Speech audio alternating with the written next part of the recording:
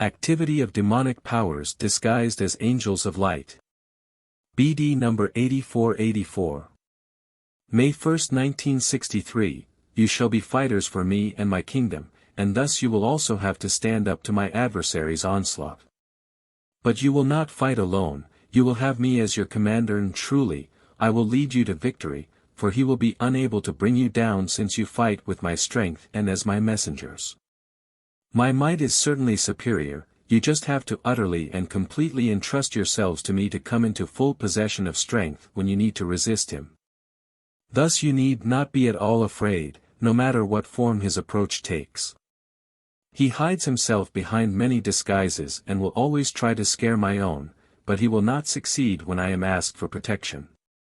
But you should know that I do not speak with two tongues. I will not give one person this and another person a different teaching and explanation, and thus two masters have to be at work where conflicting spiritual teachings occur.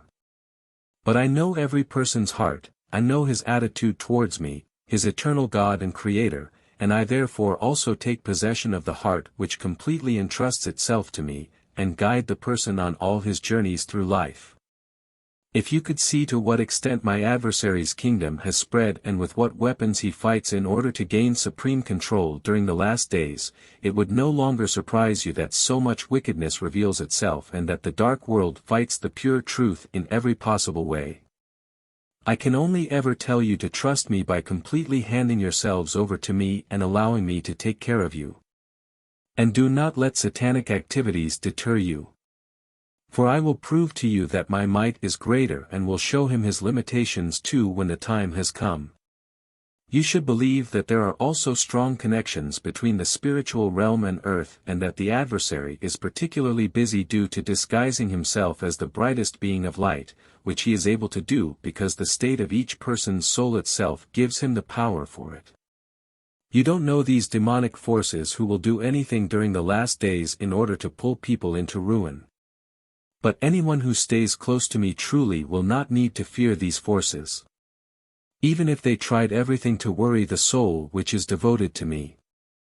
Many bad spirits are also embodied on earth during the last days who serve their master as messengers from hell and cause much spiritual harm. They, too, are granted freedom, for they also could find salvation from an eternally long state of torment if they would accept salvation from Jesus Christ during their earthly life. These are demon-possessed souls whose time of embodiment as human beings has come, but who are still wholly satanically minded and do not stop their resistance. They are still totally subject to the adversary's influence and are fine accomplices to him.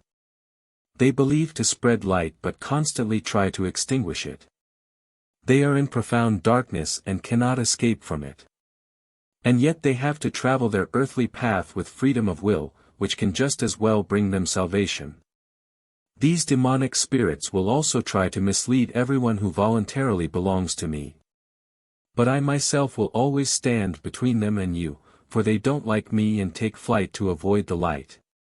Therefore you need not fear them, nothing can harm you as long as you entrust yourselves to me, and my increased flow of strength will enable you to fend off every onslaught.